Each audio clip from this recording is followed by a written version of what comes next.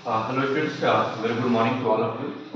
आज हम लोग बात करेंगे acceleration due to gravity. Acceleration due to gravity का मतलब है कि अर्थ के कारण, अर्थ के ग्रेविटेशनल, अर्थ के मास के कारण, अर्थ के ग्रेविटी के कारण कोई भी ऑब्जेक्ट अगर नियर द अर्थ सरफेस है उसके ऊपर कितना उस मास के ऊपर कितना एक्सेलरेशन क्रिएट करता है, उसको हम लोग एक्सेलरेशन ड्यू टू ग्रेविटी बोलते हैं।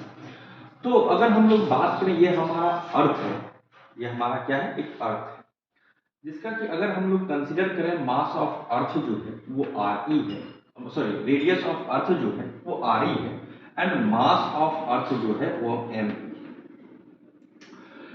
अगर हम लोग तो एक दो कंसीडरेशन को देखें, पहला एक्सेलरेशन निकालना, एक्सेलरेशन इज इक्वल टू होता है F net by mass, F net by mass, जो कि हमारा Newton second law of motion,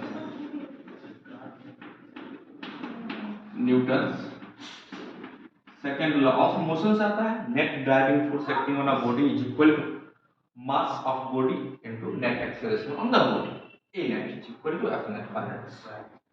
and आपको सेकेंड कंसीडरेशन क्या रखना है, जो अर्थ जो है, जो अर्थ जो है कॉन्सेंट्रिक स्फेरिकल सर्कल से मिलकर बना, कॉन्सेंट्रिक स्फेरिकल सर्कल से मिलकर बना हुआ है, जो कि स्मॉलेस्ट जो होगा वो सेंटर ऑफ अर्थ पे होगा, एंड लार्जेस्ट जो होगा वो हमारा सरफेस वाला जो होगा वो लार्जेस्ट रेडियस।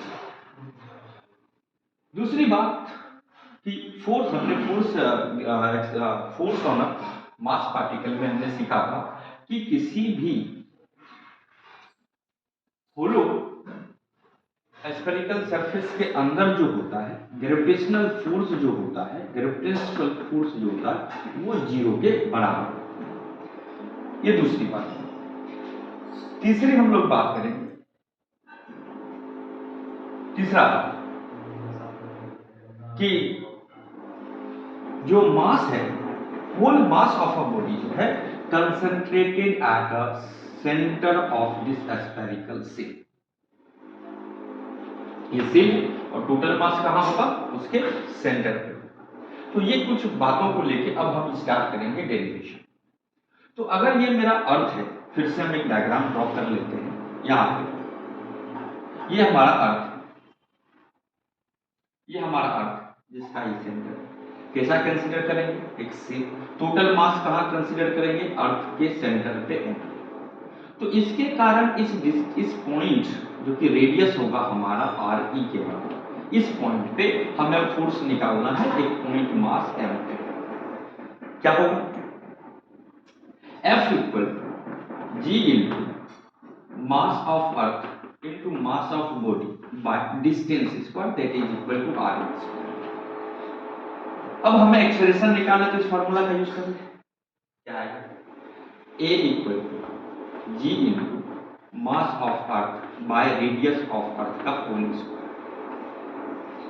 ये हम अभी मैग्नीट्यूड का बात कर रहे हैं, डायरेक्शन का बात नहीं कर रहे। जब हम लोग यहाँ पे वेक्टर फॉर्म में यूज करेंगे, minus of G into M E by radius of earth का होल स्क्वायर। क्यों, क्योंकि अगर हम लोग यहाँ पे बात करें कि ये जो डिस्टेंस का ये डायरेक्शन है और फोर्स जो है टुवर्ड द सेंटर एक्ट होगा, दोनों अपोजिट डायरेक्शन में माइनस है, ये वेक्टर फॉर्म में हमारा होगा। यहाँ पे आर कैप लगा देते हैं, ये आपके पास आ जाए। तो ये कहां पे है, एट द सरफेस। जो सरफेस पे एक्सेलरेशन ड्यू टू ग्रेविटी होता है, एट द सरफेस पर जो एक्सेलरेशन ड्यू टू ग्रेविटी होता है उसको हम लोग स्मॉल जी से डिनोट करते हैं। तो स्मॉल जी इक्वल टू आ जाएगा G into mass of earth by radius of earth square. ये वैल्यू जी कांस्टेंट है, 6.67 into 10 to the power minus 11 newton per metre square. Mass of earth भी constant है और रेडियस ऑफ अर्थ भी constant है। मास of अर्थ कितना, जी का जो वैल्यू है अगर हम लिखें 6.67 into 10 to the power minus 11 unit में न्यूटन मीटर स्क्वायर पर केजी स्क्वायर। मास ऑफ अर्थ कितना होगा, 6 into 10 to the power 24 kg, and radius of earth 6400 kilometre. अब यहाँ पे वैल्यू पुट करेंगे, ऐसा ही तो जी का जो वैल्यू आएगा आपके पास है ये 9.81 मीटर पर सेकेंड स्क्वायर। ये जी बराबर 9.81 मीटर पर सेकेंड स्क्वायर होगा। इसको हम लोग क्या रखें, इसको हम लोग बोलते हैं acceleration due to gravity at surface of earth. But question ये है कि सर अर्थ जो है वो होलो स्फीयर तो है नहीं कि अंदर जीरो होगा। अर्थ तो एक सॉलिड स्फीयर है, तो अंदर भी ग्रेविटेशनल फोर्स लगेगा कि नहीं लगेगा, लगेगा तो कितना होगा, एंड आउटसाइड क्या होगा। तो ये तो हमने कहाँ फाइंड किया एट सरफेस। एट सरफेस हमने फाइंड किया कितना आएगा, G into mass of earth by radius of earth. किसी भी प्लेनेट के लिए भी अगर निकालना है तो सेम होगा, किसी भी प्लेनेट के ऊपर, है ना। अगर कोई प्लेनेट है, ये कोई प्लेनेट है जिसका मास कितना है mp, रेडियस rp, इसके कारण एक्सेलरेशन ड्यू टू ग्रेविटी इसके सरफेस पे क्या है, g into mp by rp का होल स्क्वायर होगा। डायरेक्टली आप इस फॉर्मूला को यूज कर सकते हैं। अब हम बात करेंगे अंदर, आउटसाइड का बात कर लेते हैं, फिर इनसाइड का बात करेंगे। तो चलिए अब हम बात करेंगे inside. Second outside, above the surface, above the surface, above the surface बात, above the surface अगर ये मेरा अर्थ है, ये अर्थ हमने कंसीडर कर लिया।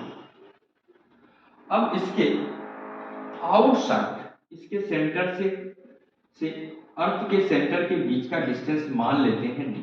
ऐसा क्यों कर रहे हैं, कई बार यूज में आएगा, डी मान।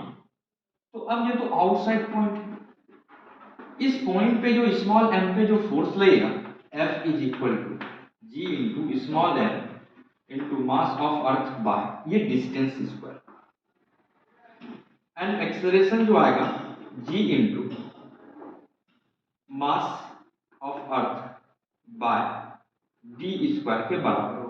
स्मॉल एम से डिवाइड करेंगे तो इस बॉडी के ऊपर जो एक्सेलरेशन आएगा वो इस डायरेक्शन में आएगा, कितना आएगा, G into G M by D,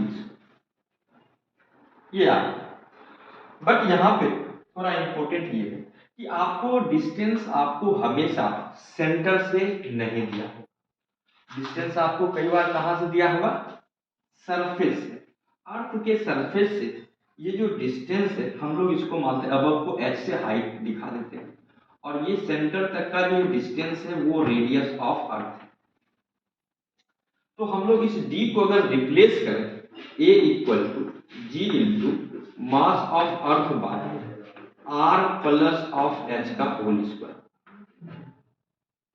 r plus h का होल स्क्वायर, ये आप कंसीडरेशन में ले सकते। अब थोड़ा आगे इसको, ये वैल्यू को आप ध्यान रखिएगा, थोड़ा सा हम इसको आगे बढ़ाते हैं। डिलीट करें कुछ चीजों को, ये डिलीट करें, बाद में फिर समराइज करेंगे। अब यहां पे सोचिए, कोई जरूरी, ये जो हाइट h है, अर्थ का रेडियस कितना है 6400 किलोमीटर। अगर ये हाइट बहुत ज्यादा है, रेडियस ऑफ अर्थ 6400 किलोमीटर का, 6400 किलोमीटर का मतलब हुआ 6.4 into 10 to the power 5 kilometre, क्योंकि काफी ज्यादा। और ये अगर हाइट h है, जैसे मानते हैं 5 मीटर 10 मीटर 20 मीटर अगर हम ऊपर ले जाए तब क्या होगा, तो ये h तो बहुत छोटा हो जाएगा। बोले हाँ सर, तो एक काम करते हैं, आर स्क्वायर इससे कॉमन ले लेते हैं। आर स्क्वायर अगर आप कॉमन लेंगे तो आपके पास क्या रिजल्ट आएगा, चलिए देखते हैं। आर स्क्वायर कॉमन ले तो ए इक्वल टू तो है G into M by R, radius of earth का स्क्वायर कॉमन ले लिया तो बचेगा अंदर में क्या, यहाँ तो आर कॉमन लेंगे तो बचा कुछ ऐसा 1 plus H by R E, ये होल स्क्वायर। समझ में आ रहा है क्या, कैसे हुआ ये, वर्क कैलकुलेशन दिखा देते हैं। तो ये यहाँ से ब्रैकेट के अंदर ही आर को कॉमन लीजिए, 1 प्लस एच बाय आर, का ये होल स्क्वायर। अब यहाँ से ये टर्म पहला ए हुआ, ये मेरा दूसरा टर्म बी हुआ, तो अगर होल स्क्वायर है तो ए स्क्वायर बी स्क्वायर होगा, तो ये आर स्क्वायर तो मेरा ये आ गया और बाकी इस टर्म पे स्क्वायर। समझ में आ गया क्या? ये हमने किया। अब g into M by R E square, इसी को तो हम लोग बोलते हैं acceleration due to gravity at the surface of earth. तो इस a को हम लोग g डैश नाम दे देते हैं, तो क्या आ जाएगा g dash equal to g into G by 1 plus h by R E का होल स्क्वायर। इसको हम क्या करते हैं, इसको ऊपर ले जाते हैं तो पावर माइनस में हो जाएगा, मिटा के लेके चले जाते हैं, थोड़ा स्पेस का दिक्कत है, आप समझ पा रहे हैं। G 1 plus H by R E का होल स्क्वायर। अगर हम ये कह रहे हैं x is very very less than radius of earth, binomial expansion में आप पढ़े होंगे, क्या पढ़े होंगे कि 1 plus X to the power n है, और x अगर बहुत छोटा है ये value approximately to 1 plus of nx के बराबर होता है। अब हम खुद कह रहे हैं कि x बहुत छोटा है, तो अगर छोटे क्वांटिटी में एक बहुत बड़े नंबर से डिवाइड करें तो रेशियो बहुत छोटा है। अगर ये रेशियो बहुत छोटा आता है तो इसको हम बायनोमियल एक्सपेंशन से एक्सपेंड कर सकते हैं। तो आपके पास फाइनल रिजल्ट जो आएगा तो g dash is equal to g acceleration due to gravity, ये g डैश है हमारा, इनटू 1 पावर ऊपर गया तो माइनस, नीचे से ऊपर गया माइनस, नीचे है में प्लस है, ऊपर जाएगा पावर माइनस होगा, तो minus of 2h by R E के बराबर होगा, 1 minus 2h by R E के बराबर होगा। तो ये हमारा फाइनल रिजल्ट आता है। ये जो रिजल्ट है हम तभी यूज करेंगे जब हाइट बहुत छोटा। और यहाँ से बात और पता चलता है कि जब हम अबव द अर्थ सरफेस जाते हैं तो ये वैल्यू g 1 माइनस समथिंग, ये वैल्यू 1 से छोटा है। जब भी किसी नंबर को 1 से छोटे नंबर से मल्टीप्लाई करते हैं वो वैल्यू छोटा होता है। तो इसका मतलब g का value on moving above the earth surface decrease. तो आपको जो एग्जाम में जो यूज आने वाला है, एक तो ये फॉर्मूला आप ध्यान रख लीजिए कि डिस्टेंस जो है हम सेंटर से स्क्वायर करें, और ये फॉर्मूला आप अप्लाई करेंगे कब, जब हाइट मेजरेबल हो रेडियस ऑफ अर्थ के कंपैरिजन। और ये आप डायरेक्टली यूज तब करेंगे जब ये हमने अप्रोक्सीमेशन यूज किया तभी ऐसा रिजल्ट आया। ध्यान रखिएगा कि जब हम अप्रोक्सीमेशन लेंगे, अप्रोक्सीमेशन करेंगे तब ये रिजल्ट आएगा और तभी हम यूज कर पाएंगे। अगर जैसे मान लेते हाइट, बोले सर कितना कैसे क्या होगा, कि अगर हाइट मान लेते दिया है 2h, मतलब बोला कि half of radius, 1/3 of radius equal to the radius, तो क्या हम ये फार्मूला यूज कर पाएंगे? नहीं। तो आपको कौन सा फार्मूला यूज करना होगा? आपको ये फार्मूला यूज करेंगे या फिर ये फार्मूला। अगर बोला जाए हम 10 मीटर ऊपर चले जाए, 200 मीटर ऊपर चले जाए, 500 मीटर ऊपर चले जाए, तो आप ये फार्मूला आप यूज कर सकते हैं। बढ़िया, तो ये हमने निकाला above the surface, eight the surface. अब बात हम लोग कर लेंगे बिलो द सरफेस। तो मिटा लें इसको।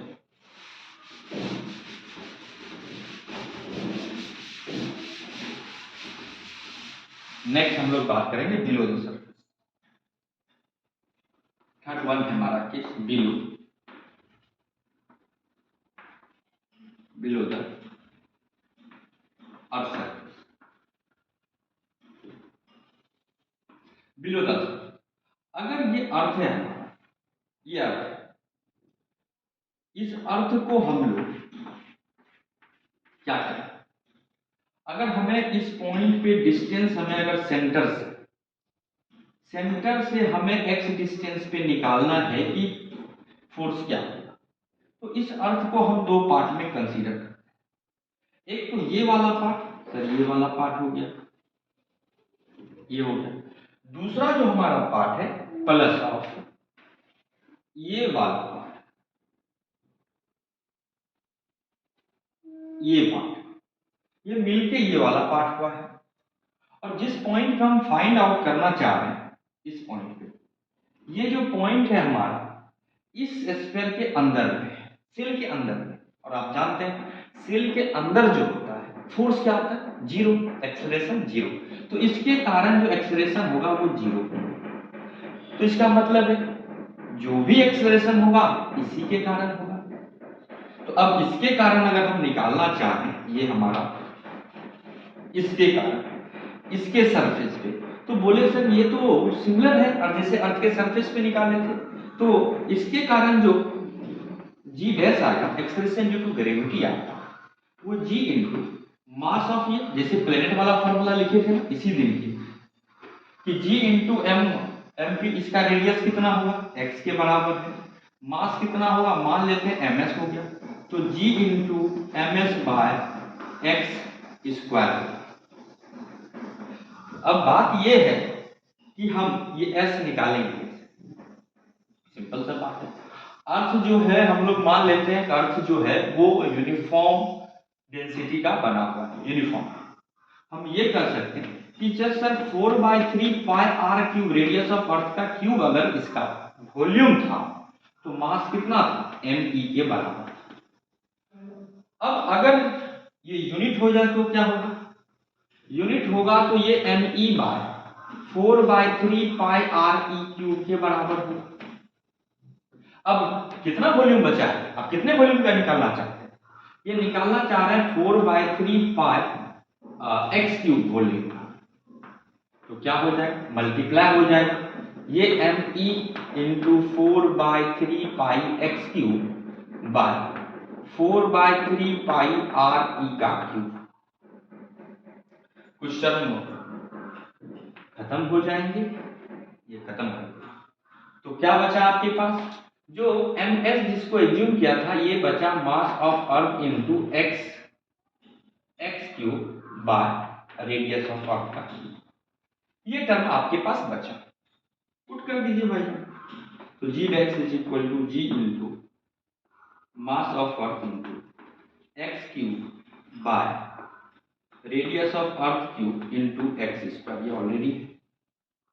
अगेन यहां से आप देखें एक्स क्यूब का एक्स स्क्वायर से एक्स स्क्वायर कैंसिल होगा, पावर 1 बचेगा, तो जी डैश जो फाइनली बचा G into G M by radius of earth का आर ई का स्क्वायर इंटू आर ई, लिख सकते हैं क्यूब को इंटू एक्स,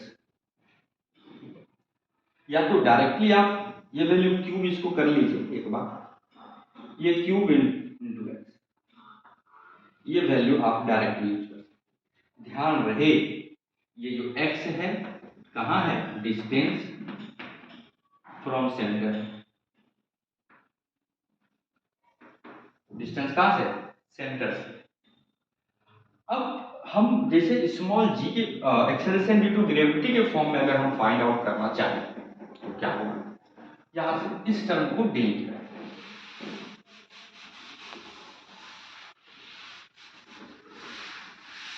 तो क्या आ जाएगा, तो G dash E equal to G into M E by R E square as it is रहेगा।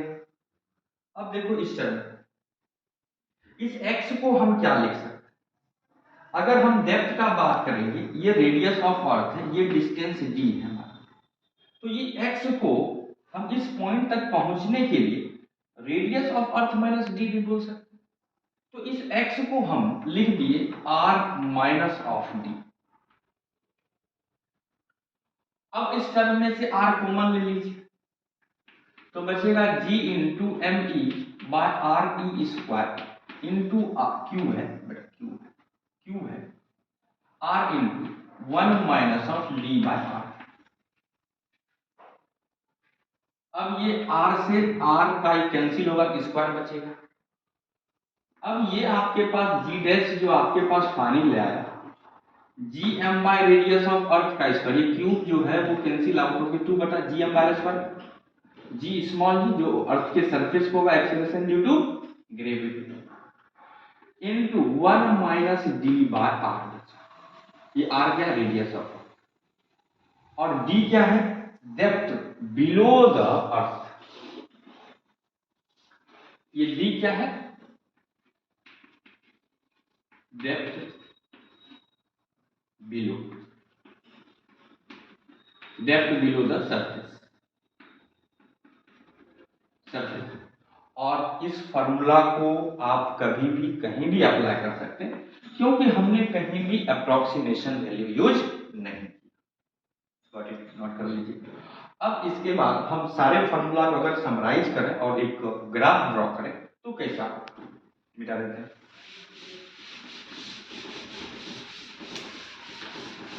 तो देखिएगा,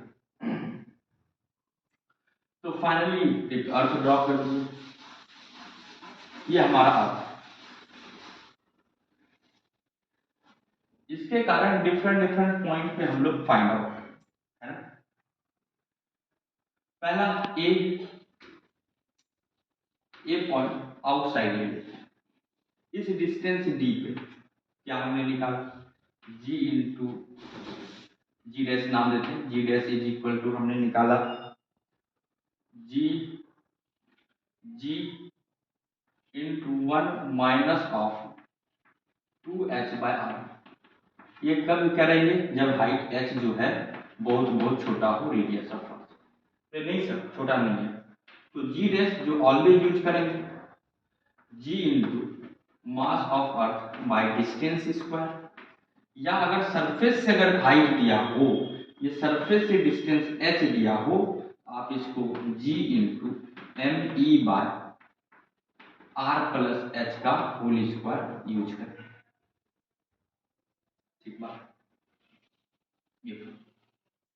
बी एट सरफेस बात करें तो इसी h को जीरो कर दीजिए, जिसको बोलते हैं acceleration due to gravity equal to g into mass of earth by radius of earth का whole square. This value is equal to 9.81 metre per second. ये आपके पास आ जाएगा। सी पॉइंट इनसाइड का बात करें, ये बी का है सरफेस। अब इनसाइड बात कर ले तो क्या आएगा, G dash is equal to G into 1 minus D by R. ये वैल्यू आप हमेशा यूज कर सकते हैं।